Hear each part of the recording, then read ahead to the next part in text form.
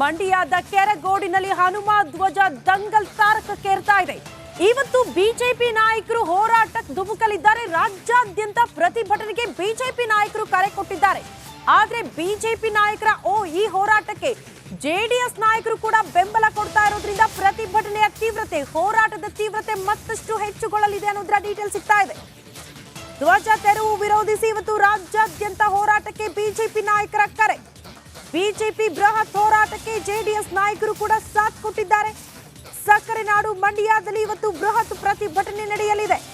ಕೆರಗೋಡು ಗ್ರಾಮದಿಂದ ಮಂಡ್ಯ ತನಕ ಪಾದಯಾತ್ರೆಯನ್ನ ಬಿಜೆಪಿ ನಾಯಕರು ಹಮ್ಮಿಕೊಂಡಿದ್ದಾರೆ.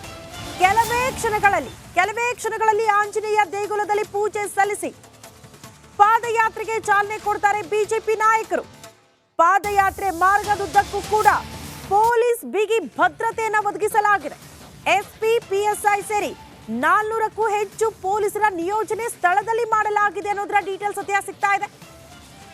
ಪೊಲೀಸ್ ಭದ್ರಕೋಟೆ ಅದನ್ನು ದಾಟಿ ಮಂಡ್ಯದ ಕೆರಗೋಡಿನಲ್ಲಿ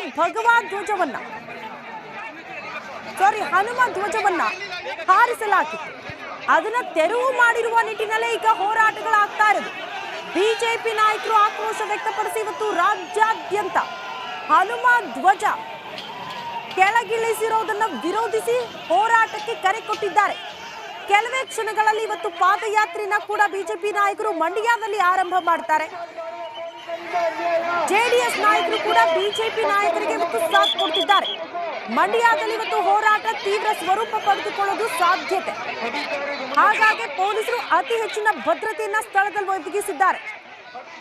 ಯಾವುದೇ ರೀತಿಯ ಅಹಿತಕರ ಘಟನೆಗಳಿಗೆ ಸಾಕ್ಷಿ ಆಗಬಾರದು ಅಥವಾ ಅನುವು ಮಾಡಿ ಕೊಡಬಾರದು ಅನ್ನೋ ನಿಟ್ಟಿನಲ್ಲೂ ಕೂಡ ಮುಂಜಾಗ್ರತಾ ಕ್ರಮವಾಗಿ ಪೊಲೀಸರು ಅತಿ ಹೆಚ್ಚಿನ ಭದ್ರತೆಯನ್ನ ಸಕ್ಕರೆ ನಾಡು ಮಂಡ್ಯದ ಕೆರಗೋಡಿನಲ್ಲಿ ಒದಗಿಸಿದ್ದಾರೆ. ಶಾಂತಿಯುತವಾಗಿ ಹೋರಾಟ, ಶಾಂತಿಯುತವಾಗಿ ಪಾದಯಾತ್ರೆ.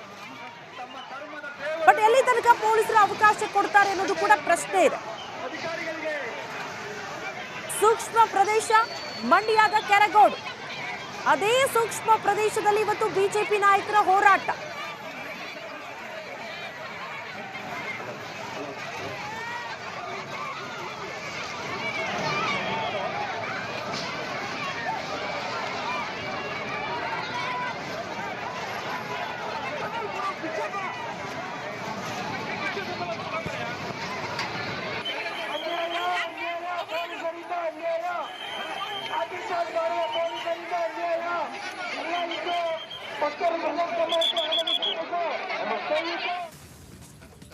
ಮಂಡ್ಯದ ಕೆರಗೋಡ್ನಲ್ಲಿ ಹನುಮ ಧ್ವಜ ಜಟಾಪಟಿ ಜೋರಾಗ್ತಾ ಇದೆ.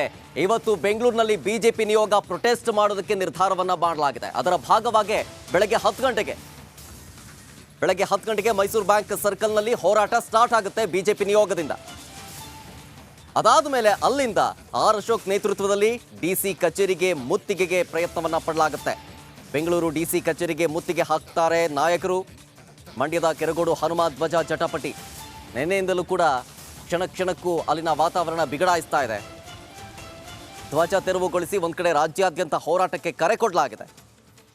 ಬಿಜೆಪಿಯ ಈ ಬೃಹತ್ ಹೋರಾಟಕ್ಕೆ ಜೆಡಿಎಸ್ ನಾಯಕರು ಕೂಡ ಒಂದ್ ಕಡೆ ಸಾಥ್ ಕೊಡ್ತಾ ಇದ್ದಾರೆ. ಮಂಡ್ಯದಲ್ಲೂ ಇವತ್ತು ಬೃಹತ್ ಪ್ರತಿಭಟನೆ, ಬೆಂಗಳೂರಿನಲ್ಲೂ ಕೂಡ ಅಷ್ಟೇ. ಬೆಂಗಳೂರಿನಲ್ಲಿ ಬಿಜೆಪಿ ನಿಯೋಗ ಪ್ರೊಟೆಸ್ಟ್ ಅನ್ನ ಮಾಡೋದಕ್ಕೆ ನಿರ್ಧಾರವನ್ನ ಮಾಡಲಾಗಿದೆ. ಅದರ ಭಾಗವಾಗಿ ಇವತ್ತು ಬೆಳಗ್ಗೆ 10 ಗಂಟೆಗೆ ಮೈಸೂರು ಬ್ಯಾಂಕ್ ಸರ್ಕಲ್ನಲ್ಲಿ ಹೋರಾಟ ಪ್ರಾರಂಭ ಆಗುತ್ತೆ.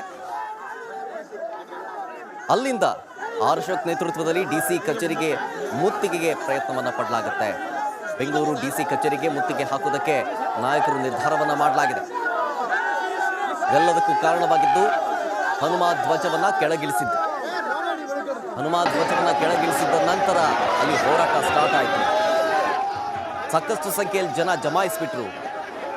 ಅವರನ್ನ ಚೆದರಿಸುವಂತಹ ಕೆಲಸಗಳನ್ನ ಪೊಲೀಸರು ಮಾಡಿದ್ರು. ಆದರೂ ಕೂಡ ಪೊಲೀಸರು ಹರಸಾಹಸವನ್ನೇ ಪಡಬೇಕಾದಂತಹ ಪರಿಸ್ಥಿತಿಯಲ್ಲಿ ನಿರ್ಮಾಣ ಆಯಿತು. ಬ್ಯಾರಿಕೇಡ್ ಹಾಕಿದ್ರು ಕೂಡ ಬ್ಯಾರಿಕೇಡ್ ಅನ್ನ ತಳ್ಳು ಹಾಕಿ ಒಳಗೆ ನುಗ್ತಾ ಇದ್ರು.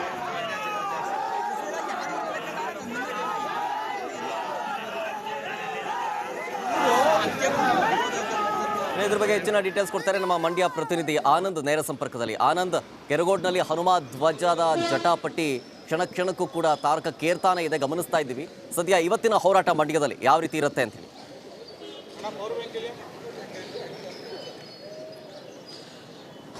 ಶರತ್ ಏನು ಮಂಡ್ಯ ತಾಲೂಕಿನ ಕೆರಗೋಡು ಗ್ರಾಮದಲ್ಲಿ ಬೃಹತ್ ಧ್ವಜಸ್ತಂಭದಲ್ಲಿ ಅಳವಡಿಸಿದಂಥ ಹನುಮ ಧ್ವಜವನ್ನು ಇಳಿಸಿರೋದನ್ನು ಖಂಡಿಸಿ ಪ್ರತಿಭಟನೆ ಇವತ್ತು ಕೂಡ ಮುಂದುವರಿಯುತ್ತದೆ. ಇವತ್ತು ಬೃಹತ್ ಸಂಖ್ಯೆಯಲ್ಲಿ ಜನ ಸೇರಿಸಿ ಇವತ್ತು ಪಾದಯಾತ್ರೆಯನ್ನು ನಡೆಸೋದಕ್ಕೂ ಕೂಡ ಪ್ಲಾನನ್ನು ಮಾಡ್ಕೊಂಡಿರುವಂಥದ್ದು. ಅದಕ್ಕಾಗಿ ಸಕಲ ಸಿದ್ಧತೆಗಳು ನಡೀತಾ ಇರುವಂಥದ್ದು. ಅದ್ರ ಜೊತೆಗೆ ಇವತ್ತು BJP ಹಾಗೂ JDSನ ಹಲವು ಪ್ರಮುಖ ನಾಯಕರುಗಳು ಭಾಗಿಯಾಗ್ತಾ ಇದ್ದಾರೆ. ಸದ್ಯ ನಾನು ಕೆರಗೋಡು ಗ್ರಾಮದಲ್ಲಿದ್ದೀನಿ.